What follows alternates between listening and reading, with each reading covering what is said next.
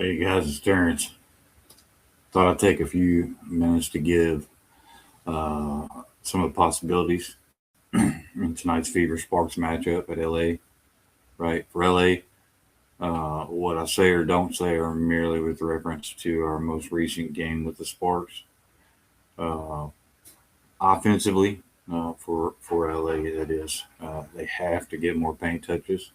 Uh, it doesn't matter how they do it to either get easy buckets or open up the very few outside shooters they do have to get good looks. Defensively, they don't match up at all without Kelsey Plum and Cam Brink, nor do they have the firepower to put up the amount of points they'll need to score to beat the Fever. That's just my opinion.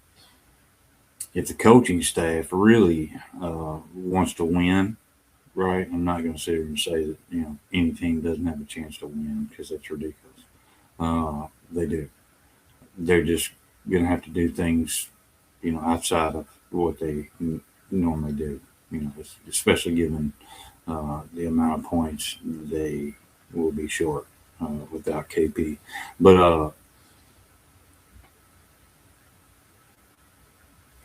let me see. I made a note here. What was it?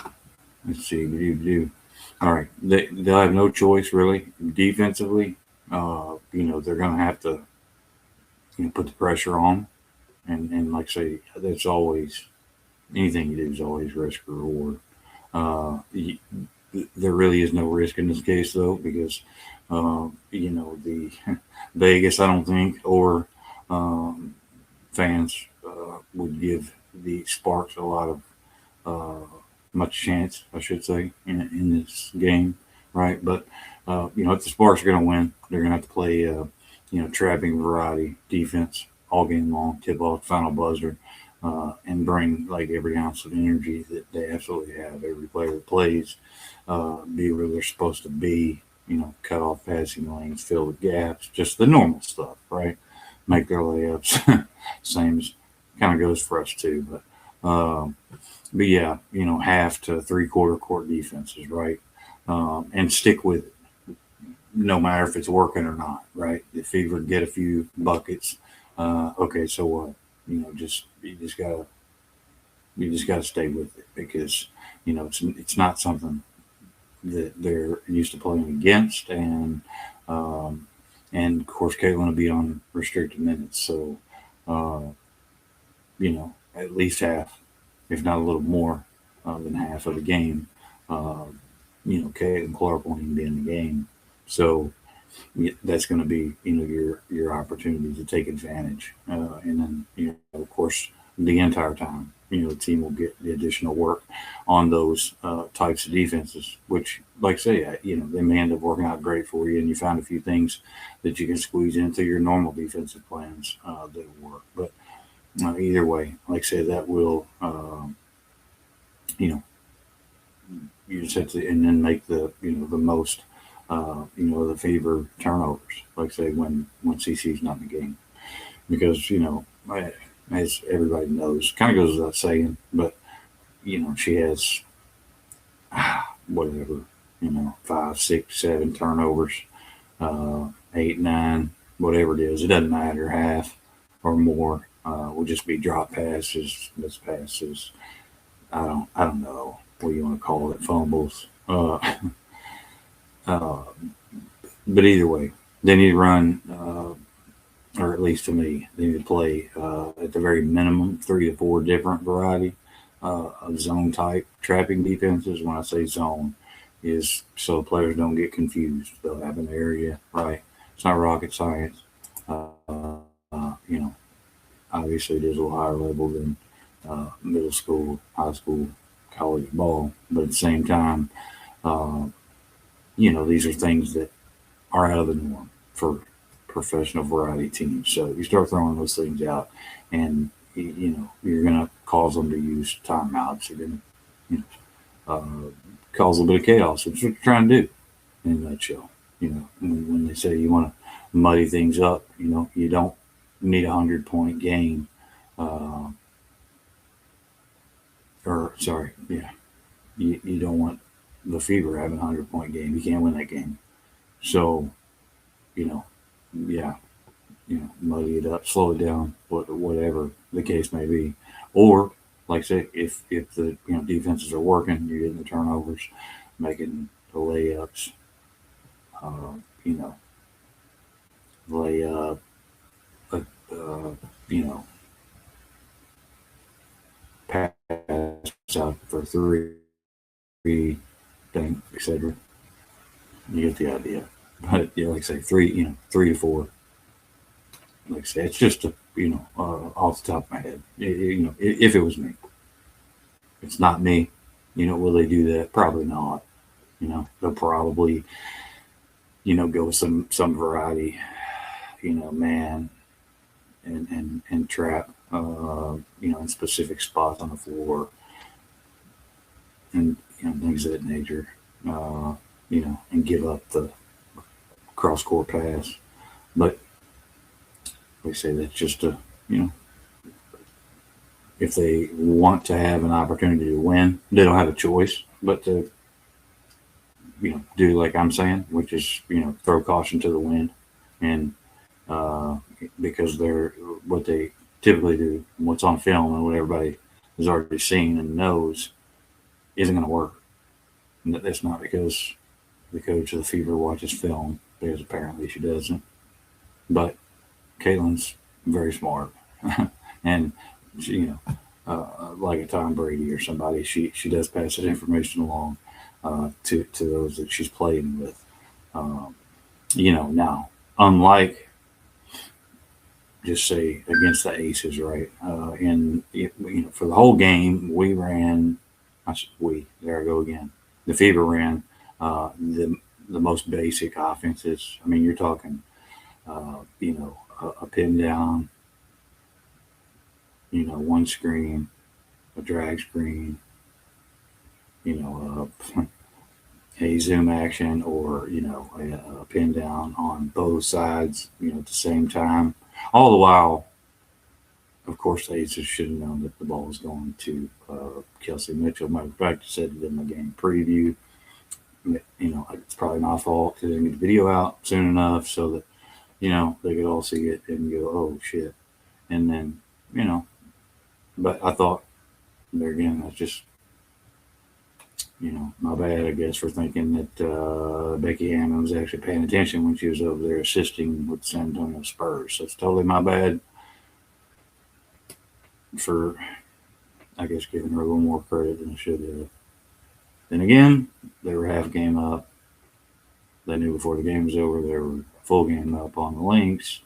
So the game didn't matter anyway. Her and Steph probably had a back room deal where she said, okay, well, I'll, keep it close till half and then whatever. Because, like I said, we ran, absolute most basic defense that, a coach in her first year at middle school could have smashed. And the Aces never had a player stop the ball or, go around a screen. God, nothing.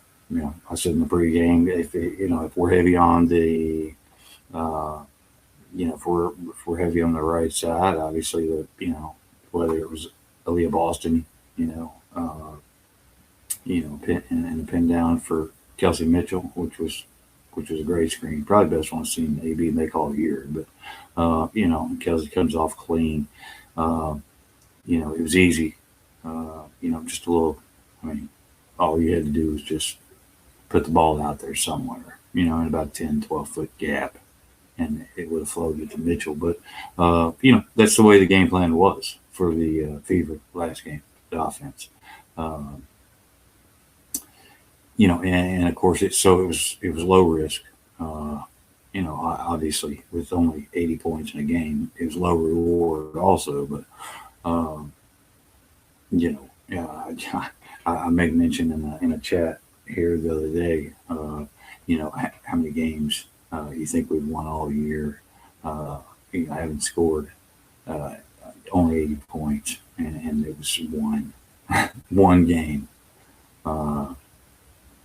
And then, of course, against the Aces would have been the second game all year.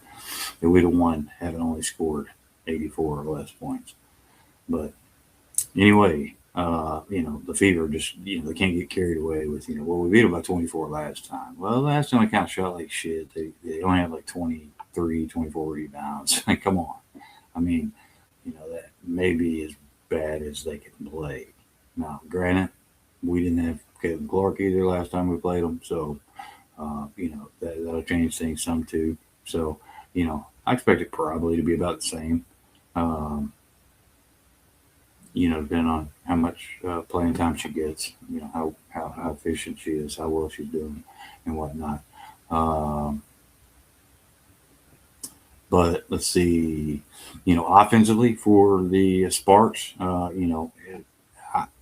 again, it's just all, of what I think, they would have to do to have a chance in this ball game, in a nutshell. Because I don't know if anybody else is even going to try to throw, any,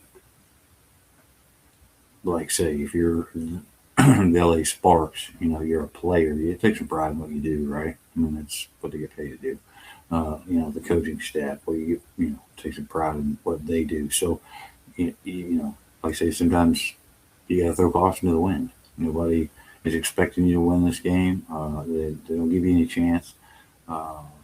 So you got to go out with that kind of fight and intensity, and like I say, hang around, and then you hang around long enough, and you'll be right where you need to be toward the end of the game. So, like I say, there again, just as me, but you want to, those, like I say, with the defenses, different zone variety, trapping defenses, try to keep the ball out of the post, right? Because obviously that's going to be the easiest game plan for the Fever, and as far as the coach for the Indiana Fever is concerned, that's really all she knows is, feeding the post, pick and roll, pick, for Boston, let her drive to the basket. That was, a lot of the plays last game. But she had 18 points, but 9 of them were 3 out of 4, 75% she shot from the 3-point line. So that's not going to happen again either. So, yeah, most teams would take her taking those threes all day, every day. That's a good shot, as long as you can get the rebound. It can't come off and they get 3 shots. But offensively, basic sets will work, against the one defensive scheme that the Fever use, right? They just, there may be 1 or 2 minor things they'll change up here and there. It's still not very good. Like I say, it's just the Aces were really bad Sunday.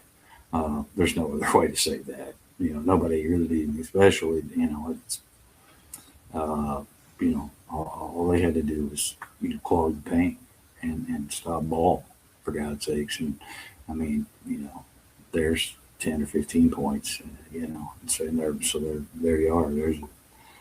You're in a 1 point, the 5-point ball game. But nonetheless, like I say, basic sets. Just run them however you want to run them. But 4 down, 3 across, split guard, motion, or just a few, right? That would work absolutely fine against what the Fever, their one whole defensive scheme, and game plan will be. It's always the same, never changes. So, but there again, that's why they have to score so many points every game, is because, you'd like to think anyway, the better portion of the coaches in the league, have an idea of what they're doing, and, are in the position they're in for a reason. Some, I'm sure, I can't say one way or the other. Like I say, those are just some, crazy ideas, but maybe they'll you know, maybe it gives somebody an idea. You know what? Why not? Like say, if you're the Sparks, but again, why not? What do you get to lose? You know, but and I said that of course the Fever's defensive scheme never changes, right? Where they decide to say trap if they're even going to, uh, but if they don't, then it's just man whether they decide to switch or not. Just the very few things that their coach knows how to do. Like I say, it's just not a long list. But anyway, they did change it once for 5-10 seconds maybe after the game was they were down to like a few minutes left in the game. The game's already well in hand. Uh, but if you're the Fever, of course, you got to make sure they stay focused and then get up early and keep a significant lead, not let up. I've said before, if you let any team hang around long enough, they'll always have a chance. Rebounds, last game, we out rebounded them 2-1. Of course, it shouldn't be hard to out rebound a team when they only have 20 rebounds, 2-1. So anyway, yeah, keep that energy as well. Stay on the offensive glass and keep them off the offensive glass. So it'll go for both teams. All that's just nothing out of the norm. That I always would say. I try not to forget to keep saying it. So people are like, well, they got to block out too. It's like, well, yeah, no shit. I thought that went without saying, but I'll say it again anyway. But they got to spread the floor. They're like I say, they're norm. They're two on the wings, and that will dictate, of course, the 3 or 4 types of defenses zone wise that the Sparks are able to use. Because the 2 guards on the wings and White's the Fever coaches offensive game plans are typically not typically because there's only 2 or now 3 to 5, but just run in different directions or screens in different places, so it may only be 1 to 3, but either way it's not the point is you want to keep your floor spacing, obviously. Make 2-guard 1. They got to take advantage of mismatches because there's plenty right in this game. They're for the Sparks, you got to take those away. How do you do it? Okay, well, I just threw out a few ways. Make up your own. I'm just saying it's not undoable. It is doable. It's just that I have to figure it out. And of course, for the Fever, the couple of key things that they'll need to do is catch the ball, right? Oh, and please make your layups. That's just something just I don't know seems to drive a lot of people bonkers these days.